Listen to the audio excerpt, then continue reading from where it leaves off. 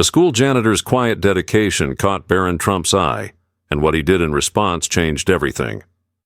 Before we dive in, I'd like to take a moment to ask you to subscribe to our channel. And if you enjoy this video, please consider liking and sharing it. May God bless all those who support us, and may He continue to guide us in spreading kindness and hope.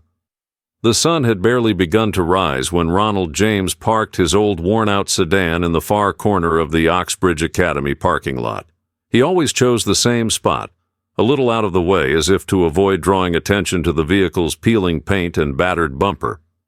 The engine gave one final cough before dying, and Ronald sighed, gripping the steering wheel for a moment. Another day, another chance to get by. He grabbed his thermos from the passenger seat, gave the dashboard a gentle pat as if to thank the car for lasting another day, and stepped out. The early morning air was cool and the world was still quiet except for the faint tweet of birds and the distant rumble of a delivery truck.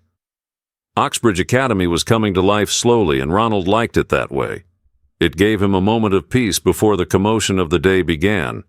Pushing his trusty cleaning cart down the empty corridors, he felt a sense of satisfaction.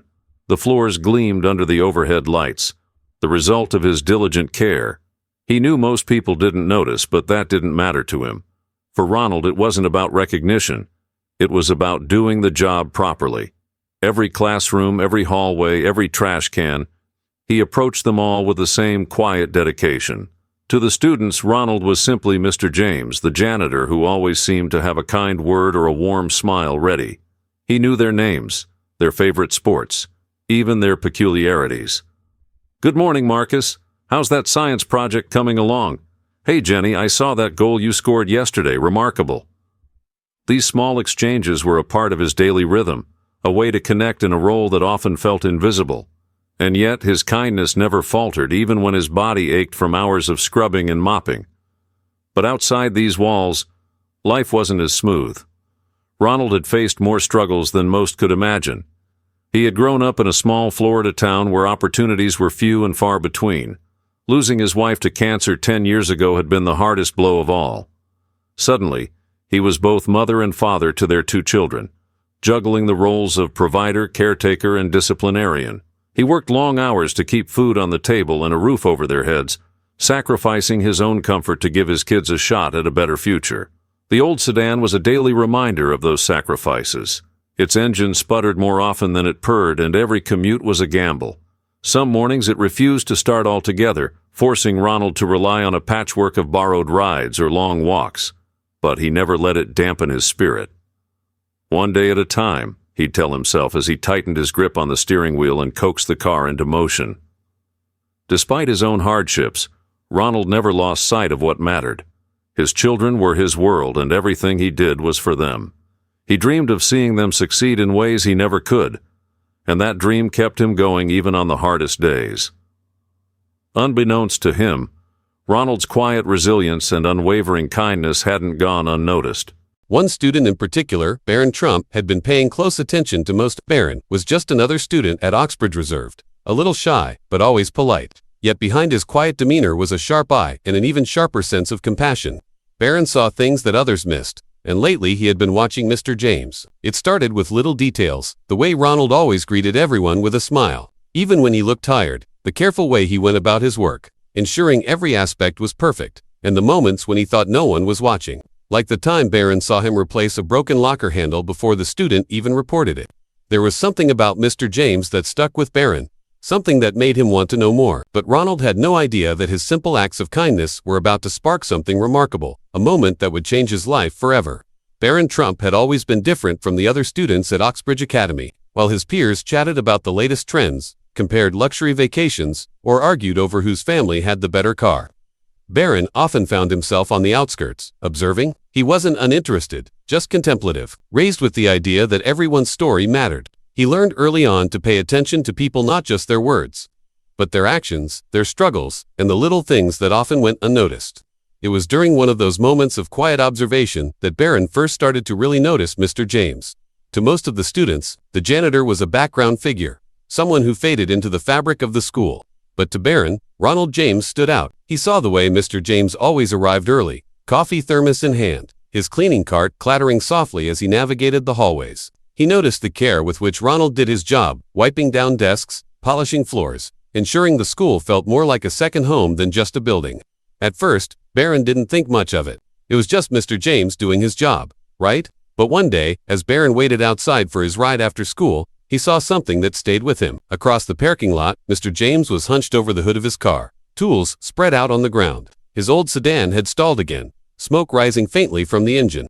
Ronald's sleeves rolled up and hands smeared with grease, worked relentlessly, even as the Florida sun beat down on him. When the car finally sputtered to life, Barron watched as Ronald wiped his forehead with a rag, muttered something under his breath, and climbed into the driver's seat. The sight stayed with him. The more Barron noticed, the more questions he had. Why was Mr. James driving a car that barely ran? How did he manage to show up every day with the same warm smile and kind words despite what looked like endless struggles? One afternoon, Barron worked up the courage to approach him. He caught Ronald by the lockers, fixing a broken hinge that no one else seemed to notice. "Hey, Mr. James," Barron said hesitantly. "Need a hand?" Ronald glanced up, surprised. "Well, hello there, young man," he said with a grin. "I think I've got it, but I appreciate the offer." Barron lingered, watching as Ronald finished the repair. "You're always fixing things," Barron said after a pause. "Do you ever get worn out from it?" Ronald laughed, a deep, sincere sound that seemed to carry the weight of his years. "Oh sure, but someone's got to do it, right? Besides, there's something gratifying about making things work again." That conversation was the first of many. Over time, Barron began to learn more about Mr. James. He learned about his two kids, how his son dreamed of becoming a mechanical engineer, and his daughter wanted to be a teacher. He heard stories of Ronald's late wife, the love of his life, and how her loss had molded him into the man he was today. Ronald never complained, but Barron could hear the undertone of exhaustion in his voice, the subtle hints of the compromises he made daily to provide for his family. One day, Barron asked the question that had been on his mind since that moment in the parking lot. "Mr. James, why don't you get a new car? That one looks like it's ready to quit on you." Ronald chuckled, shaking his head. "A new car, huh? Well, those things cost money, Barron, and money is not something I've got a lot of. Besides, as long as it gets me where I need to go, it's sufficient for me." But Barron couldn't shake the thought. The more he learned about Mr. James, the more he felt the burden of his story. Ronald James wasn't just a janitor, he was a father, a mentor, and an unrecognized hero of the school. He quietly poured his heart into everything he did, asking for nothing in return. It didn't sit right with Barron. He knew he couldn't solve all of Ronald's problems, but maybe, just maybe, he could do something to make his life a little easier. That night at dinner, Barron brought it up with his parents. "You know Mr. James, the janitor at school?" he asked, pushing his food around on his plate. His father nodded. "The one who's always smiling." "Yeah, I've seen him." Barron set his fork down, his expression thoughtful. "I think we should help him. His car barely runs, and he works so hard for everyone at school. He never asks for anything, but he merits more." His mother tilted her head, studying him. "What are you thinking, Barron?" Barron hesitated for a moment before speaking. "I want to get him a car. Something dependable, something he doesn't have to fix every weekend just to get to work." His parents exchanged a glance. "That's a big gesture, son," his father said carefully.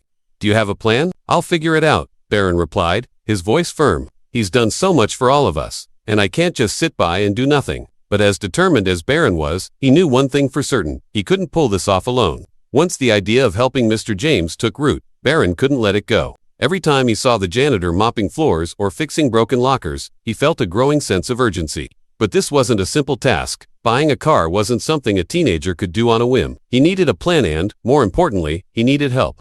Barron started by talking to his parents again. "I don't want this to just be for me," he explained one evening over dinner. "It should come from everyone at the school. Mr. James has touched so many lives here. I think it would mean more if we all contributed." His father leaned back, nodding pensively. "You're right. This isn't just about money. It's about showing him how much he's valued. You'll need to get people involved. Those teachers, students, staff. Are you ready for that?" Barron hesitated for only a moment before nodding. "I'll do whatever it takes." The next day, Barron started putting his plan into motion. He approached a few trusted classmates first, sharing his idea in hushed tones during lunch. "You know Mr. James, right? The janitor?" he began, gauging their reactions. "Of course," one of his friends said. "He's fantastic." "Why?" Barron leaned in, his voice low. "I want to get him a new car. His is falling apart, and he works so hard for all of us. I think it's time we did something for him." The initial reactions were a mix of surprise and excitement. "That's enormous," one friend said. "How are we supposed to pull that off?" "We'll figure it out." Barron replied. I'm not asking for a lot from anyone, just whatever they can contribute. If we all chip in, even just a little, it'll accumulate. Word began to spread quietly. Barron approached teachers, coaches, and even the school counselor, explaining his plan. The response was overwhelmingly positive. Mr. James is one of the most dedicated people here, one teacher said, slipping Barron a $50 bill. Count me in. But Barron knew that even with everyone's contributions, the cost of a new car was overwhelming. That's when his parents stepped in. His father contacted a local car dealership, explaining the situation. The dealership manager, moved by the story, offered to sell a brand new red Jeep SUV at a substantial discount. We'll cover the rest. Barron's father said, you just focus on making this special for him. With the car secured, the focus shifted to the reveal. Barron wanted it to be a moment Mr. James would never forget. After some brainstorming with his friends and teachers, they decided to make the upcoming Friday assembly the perfect setting for the big surprise. It was perfect, everyone would be there, and they could present the gift in front of the entire school. The preparations kicked into high gear. Students created a giant banner that read, "Thank you, Mr. James." They painted it in the school's colors and decorated it with messages of appreciation. Teachers worked behind the scenes to coordinate the logistics, ensuring Ronald would be at the assembly without suspecting anything. Barron rehearsed his speech late into the night, pacing his room as he practiced the words that he hoped would express just how much Mr. James meant to everyone. As the days ticked by, the excitement in the school grew. Students whispered about the plan in hallways, careful not to let Mr. James overhear. Even the staff joined in, contributing to the fund and sharing stories about how Ronald had made their days brighter. He once stayed late to help me find a student's lost backpack, one teacher recalled. He didn't have to, but he did it anyway. By Thursday afternoon, everything was ready. The car sat hidden behind the gym, freshly washed and gleaming in the sunlight. The banner was hung, the speeches were finalized, and every detail had been flawlessly planned. But as the big day approached, Barron couldn't shake the nervous energy building inside him. What if it doesn't go the way I'm imagining? He asked his mother that evening, his voice tinged with doubt. She smiled, placing a hand on his shoulder. Barron, this isn't just about the car. It's about showing him how much he's valued in. That's something no one can misunderstand. Friday morning arrived, and the energy at Oxbridge Academy was electric. Students filed into the auditorium, buzzing with anticipation. Barron stood backstage, clutching his note cards, taking deep breaths to steady himself. He glanced out at the crowd and saw Mr. James quietly taking a seat near the back, looking as unassuming as ever. The sight filled Barron with a sense of purpose. This wasn't just about a career, it was about honoring a man who had given so much to everyone without ever asking for anything in return. But as the curtains rose and the room fell silent, Barron wondered, would Mr. James truly understand how much he meant to all of them? Friday morning felt like any other day to Ronald James. The air was crisp as he parked his old sedan in its usual spot at the far end of the Oxbridge Academy parking lot. The engine wheezed and groaned before finally giving in with a sputtering halt. Ronald sat for a moment, taking a deep breath, mentally preparing for the long day ahead. His morning routine was predictable: mop buckets, floors to polish, classrooms too tidy. He loved the rhythm of it. Hard work never bothered him. It was his way of keeping things in order, even when life outside the school walls felt chaotic. But today was different, even if Ronald didn't know it yet. Around mid-morning, as Ronald wheeled his cleaning cart down the hallway, the voice of the headmaster came over the intercom. Good morning, students and staff. Please report to the auditorium for a special assembly. We look forward to seeing you all there. Ronald barely registered the announcement. Assemblies were common at Oxbridge Academy, and they didn't usually involve him. He figured he'd stick to his routine, maybe get ahead on some maintenance work while the building was quiet. But then one of the teachers approached him with a smile. You should come too, Mr. James. You're going to want to see this. Reluctantly, he followed the flow of students and staff toward the auditorium. He slipped into the back row, hoping to blend into the crowd. The large room buzzed with excitement, though Ronald couldn't quite put his finger on why. He watched as the headmaster took the stage, greeted by enthusiastic applause. The headmaster spoke briefly, welcoming everyone and explaining that today's assembly wasn't about academics or announcements, it was about celebrating a member of their community. That piqued Ronald's interest, but he was still clueless as to what was coming. Then, Barron Trump walked onto the stage, holding a stack of note cards. Ronald knew Barron. He was the quiet, observant type who always greeted him politely in the hallways. Ronald smiled faintly, assuming the boy must have done something impressive to be given the stage. Good morning, everyone, Barron began, his voice steady but tinged with emotion. I'm here today because there's someone at this school who deserves recognition. Someone who makes this place better every single day. Ronald shifted in his seat, his brows furrowing slightly. He looked around, wondering who Barron could be talking about. I'm talking about Mr. James, Barron continued. The room erupted in applause. Ronald froze, completely caught off guard. His hands gripped the edges of his chair as he stared at the young man on stage. Barron smiled at the crowd, waiting for the noise to die down before continuing.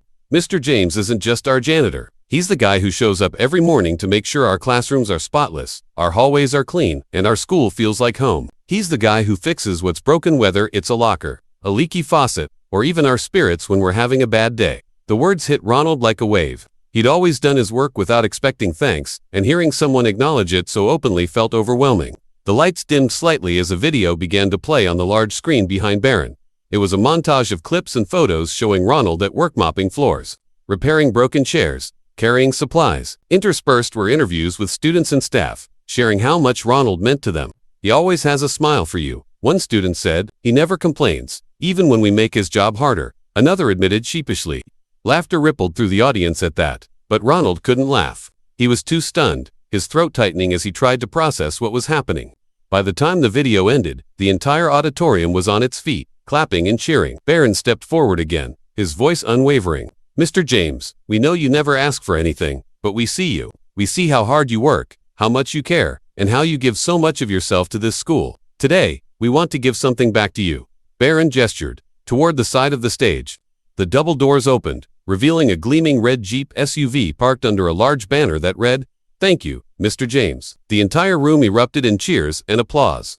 Ronald's jaw dropped. He stared at the car, his mind struggling to catch up with what his eyes were seeing. "Mr. James," Barron said, turning toward him with a smile. "This is for you from all of us." The spotlight shifted to Ronald, who still hadn't moved from his seat. A teacher gently touched his shoulder, urging him to stand.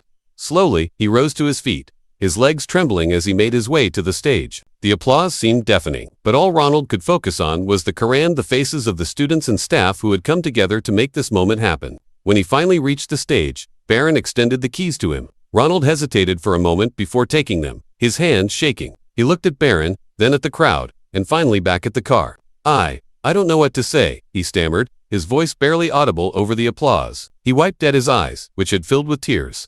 "You didn't have to do this. I just do my job."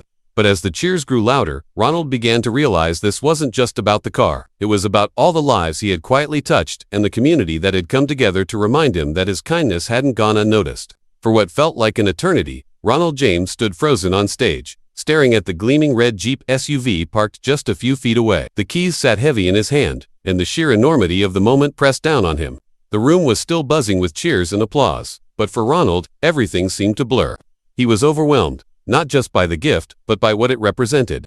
He stepped forward slowly, his legs unsteady, and ran a trembling hand along the smooth, polished surface of the car. The bright red paint gleamed under the stage lights, a stark contrast to the battered sedan he had left in the parking lot that morning. His throat tightened, and when he finally turned back to face the crowd, his eyes were brimming with tears. The auditorium grew quiet, everyone waiting to hear what he would say. Ronald gripped the microphone tightly, struggling to find the words that could capture what he felt. In that moment, I don't know what to say, he began, his voice thick with emotion. This is more than I could have ever imagined. I don't even know how to thank you." He paused, taking a deep breath as he glanced out at the sea of faces of students. Teachers, staff all looking back at him with warmth and admiration. "I've always believed," he continued, his voice steadier now, "that kindness isn't something you do for recognition. It's something you do because it's the right thing. I've tried to live my life that way, and to see all of you come together like this, it means more than I can ever put into words." The audience erupted into applause again, but Ronald raised a hand, signaling that he wasn't done. "You know, when my wife passed away 10 years ago, I didn't think I'd ever feel this kind of joy again. She was my rock, my partner, and losing her left a hole in my heart that I didn't think anything could fill. But I had 2 kids to raise, and I knew I had to keep going for them." His voice broke slightly as he continued. "Every morning, when I get up, I think about them. They're the reason I do what I do, why I work so hard. I want them to see that no matter what life throws at you, you keep pushing forward. You keep giving, even when you don't have much to give." He paused again, glancing down at the keys in his hand. "And now, because of all of you, because of this incredible gift, I can give them a little more. I can get to work without worrying if my car will break down. I can take my daughter to her dance recital without wondering if we'll make it there. This isn't just a car," he said softly, his eyes welling up. "It's a blessing, one that will change our lives in ways you can't imagine." Tears streamed down his face now, and several in the audience were wiping their eyes too. Ronald looked at Barron, his voice soft but filled with gratitude. Barron, I don't know how you thought of this, but you've done something extraordinary. You saw me. You saw the work I do, and you cared enough to make this happen. That means more than I can ever say." He pulled Barron into a hug, holding him tightly as the crowd erupted into applause. Once again, when they broke apart, Ronald turned back to the microphone. "To everyone who made this possible, students, teachers, parents, I want you to know that you've reminded me of something I almost forgot, that no matter how tough life gets, there's always good in the world. There are always people who care." The headmaster stepped forward, placing a hand on Ronald's shoulder. "Mr. James, this school is lucky to have you. You're not just a part of this community, you're the heart of it. And today, we're all here to celebrate you." The applause that followed was deafening. Students stood on their chairs, cheering and clapping, while teachers wiped away tears. Ronald looked out at the crowd, his heart swelling with a gratitude so profound it felt almost unreal. For years, he had worked quietly, believing his efforts went unnoticed. But today, standing on that stage, he realized just how much his presence had mattered. As the assembly began to wind down, students approached the stage to shake Ronald's hand, hug him, or simply thank him. His children, who had been invited as part of the surprise, joined him on stage, their faces glowing with pride. "Dad, you deserve this," his son said, throwing an arm around him. Later, as the crowd began to disperse, Ronald took a moment to sit behind the wheel of the Jeep. He ran his hands over the steering wheel, marveling at how it felt to sit in a car that didn't rattle, didn't groan, didn't feel like it might fall apart at any moment. His daughter climbed into the passenger seat, laughing as she explored the new car's features. "This is amazing, Dad," she said. "It's like a dream." Ronald smiled, the weight of years of struggle beginning to lift. "It is," he said quietly, "and it's all because of them." But as Ronald drove out of the parking lot later that day, he realized that the car was just the beginning. The real gift was the reminder that his work, his kindness, and his sacrifices had not been in vain. As the assembly ended, the students poured out of the auditorium. But a steady stream of them lingered, each waiting for a moment to speak to Mr. James. Some shook his hand, others gave him quick hugs, and a few simply said, "Thank you, Mr. James." Before hurrying off, their cheeks flushed with emotion, Ronald stood near the stage, overwhelmed but smiling as his children clung to his sides, their own eyes sparkling with pride.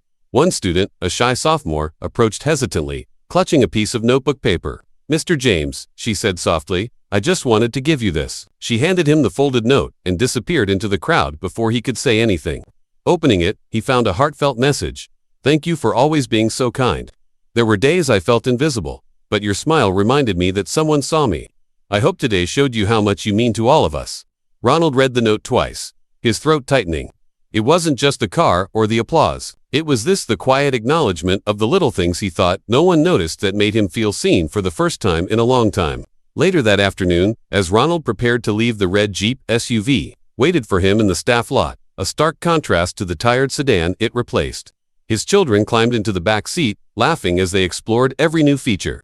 "It even smells new," his daughter exclaimed, running her hands along the upholstery. Ronald paused before getting in, turning to look back at the school. The day's events replayed in his mind, the cheers, the speeches, Barron's steady voice as he spoke about the impact one person could have.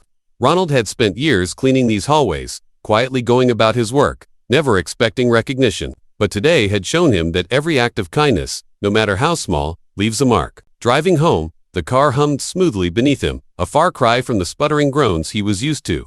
His son leaned forward from the back seat, a broad grin on his face. "You know, Dad, this car is awesome, but what's even cooler is that everyone loves you so much. I mean, they really love you." Ronald glanced at him in the mirror, his heart swelling. "It's not about being loved, son. It's about doing what's right, even when no one's watching. And sometimes, when you least expect it, people show you that they were watching all along." That evening, after the excitement of the day had settled, Ronald sat at the kitchen table, staring out the window. The red Jeep was parked in the driveway, gleaming even in the dim light of the setting sun. His children were in the living room, chatting animatedly about their plans for the weekend. For the first time in years, Ronald felt a profound sense of peace. He thought of the note from the student, tucked safely in his pocket, and the way Barron had described him during the assembly. It wasn't just about the car, it was about what it symbolized.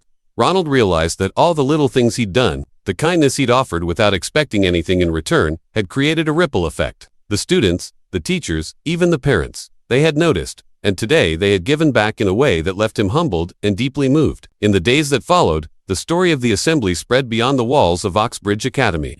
Students shared clips of the moment on social media, and before long, the story gained traction online. People from all over began commenting on the posts, sharing their own stories of unsung heroes who had impacted their lives. Ronald was stunned by the attention, but grateful for the chance to inspire others. If his story encouraged even one person to show kindness or gratitude, it was worth it. Reflecting on the day, Ronald knew the most valuable lesson wasn't the one he'd learned. It was the one the students had demonstrated.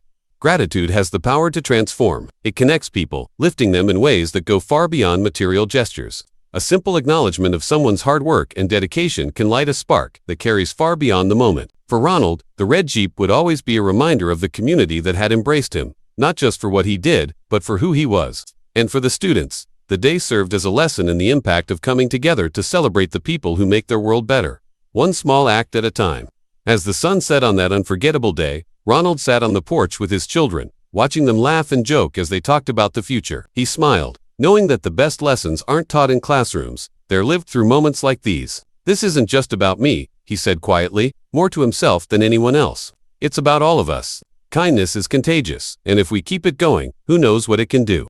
So let's take a moment to reflect on this story and ask ourselves, who, in our lives, deserves a thank you, a kind word, or even just a smile? Because, as Ronald's story shows us, even the smallest gestures can lead to extraordinary moments. If this story moved you, don't forget to like, share, and subscribe for more stories that remind us of the power of kindness and community. Together, we can create a world where no good deed goes unnoticed. Because kindness isn't just a gift, it's a legacy.